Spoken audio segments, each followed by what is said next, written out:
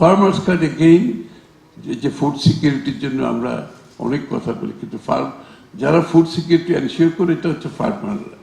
বাংলাদেশের 18-19 কোটি লোককে খাওয়াচ্ছে কিন্তু ফার্মাররা।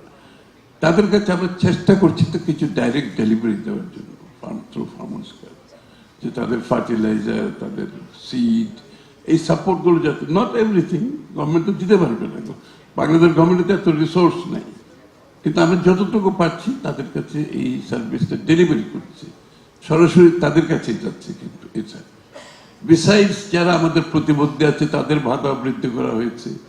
সমাজের যাদের যাদের আমরা মনে করেছি যাদের যে সোশ্যাল সেফটি নেটের নিচে যারা আছে সবাইকে অ্যাড্রেস করা হয়েছে। আই থিঙ্ক সবাইকে অ্যাড্রেস করা হয়েছে। আমরা চেষ্টা করেছি। আমাদের তো বাংলাদেশের বর্তমান কনটেক্সটে বিশেষ করে এই বাজেটটা, একটা বাজেট প্রক্রিয়া হচ্ছে 6 মাসের প্রক্রিয়া লাগে। আমরা 1.5 মাসে বাজেটটা করতে হয়েছে, অনলি 1.5 মাসের মধ্যে বাজেট করতে হয়েছে। এবং আবার কোন ধরনের বাজেট, যেটা আমরা ইনহেরিট করেছি ওই যে আমাদের ওই সরকারের কাছ থেকে, ফ্যাসিস্ট সরকারের কাছ থেকে, যেটা আমরা ইনহেরিট করেছি ইন্টেরিয়াম গভর্নমেন্টের কাছ থেকে। আমি কারো ক্রিটিসাইজ করতে চাচ্ছি না এখানে।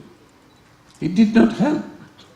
আমরা যখন দায়িত্ব নিলাম এগুলো সব আমাদেরকে সবগুলো চিন্তা করতে হচ্ছে। 50,000 কোটি টাকার মতো পাওয়ার বিল বাকি রেখে গেছে আপনার, মানে প্রত্যেক জায়গায় খালি বিল বাকি বাকি বাকি। এগুলো তো সব এই সরকারকে পে করতে হচ্ছে, এবং এগুলো পে করে মিডল ইস্টের 4 বিলিয়নের মতো আমরা আউট অফ পকেট, এই যে মিডল ইস্টের ওয়ারের কারণে, এইটা তো আমাদেরকে অ্যাড্রেস করতে হচ্ছে।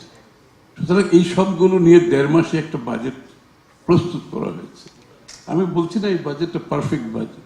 এই বাজেটের মধ্যে যেখানে যেখানে সমস্যা রয়ে গেছে এগুলো আমরা আবার দেখছি, এখন রিভিউ করছি। It's a continuous thing. এটা হচ্ছে সোশ্যাল সার্ভিসেসের ব্যাপারে। এখানে আমি সবাইকে কম বেশি।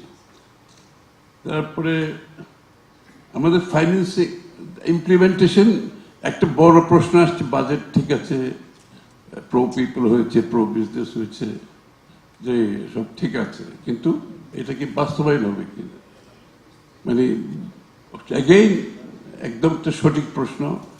এটা এত বড় একটা বাজেট, একটা রিসোর্স কনস্ট্রেন্ট দেশে, with such low tax GDP and international support is drying out. Doctor Razzaq correctly বলেছে যে ওডিআই ইজ ড্রাইং আউট। এখন গ্লোবালি কিন্তু এইসব ফাইন্যান্সিং, এইসব সাপোর্ট কমে আসছে। সো আমরা এই একটা সময় কিন্তু এই বাজেটটা করতে হয়েছে, এটা আমাদের এক্সিকিউট করার জন্য।